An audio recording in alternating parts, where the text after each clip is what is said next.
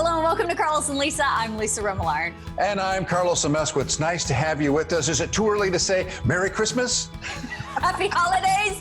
It's never too early, especially when we're all in this dumpster fire of 2020. A little joy goes a long way. I'm wearing my fabulous green Christmas shirt, which, you know, I always wear the red vest, but because it's not quite Christmas, I'm not ready to decorate myself early.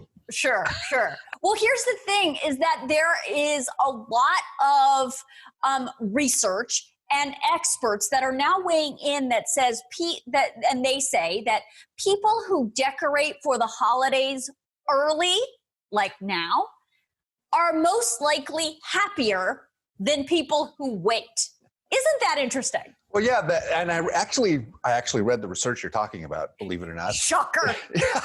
I said, because I guess people are, they like the feeling of the endorphins and the happiness, and with all that's going on, people were starting to set up Christmas lights even before Halloween. So that shows you that people are now craving that happiness, that joyous feeling of when you were a child and you woke up on Christmas morning and saw the presents and the lights. All that signifies happiness and joy, which we have felt very little of in 2020. Totally.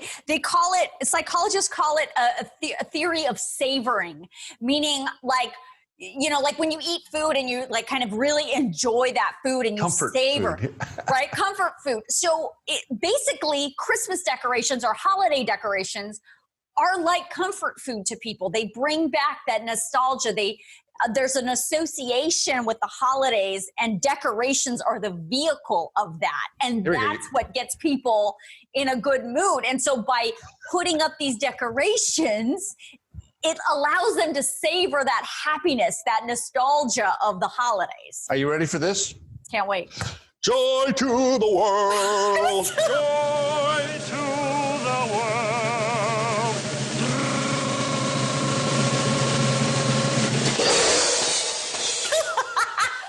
Waiting for you to bring it up.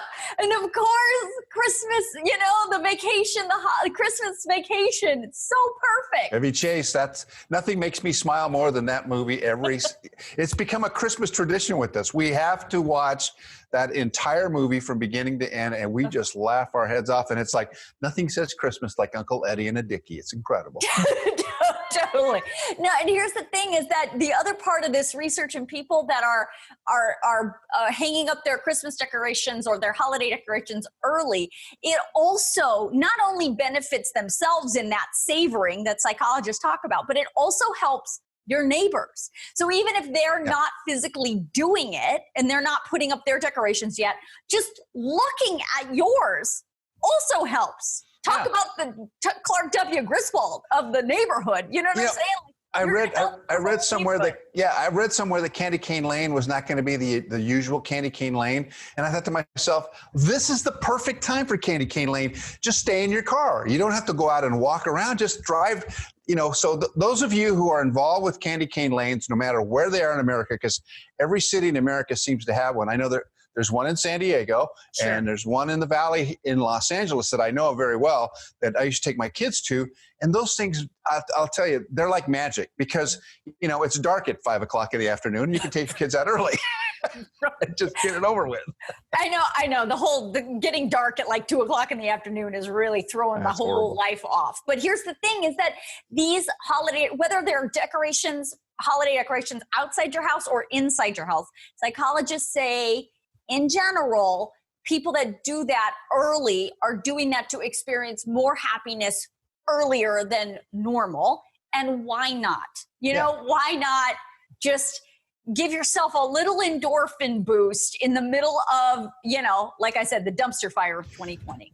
The biggest violator of all of that, and I'm not saying like this is bad, but when you walk into Costco just before Halloween and everything's out there, it's like...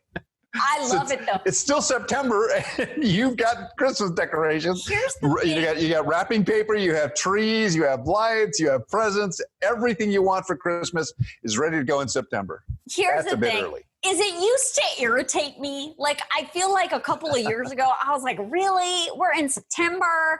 No. But I think this year in particular, I'm like, you know what? Bring it on.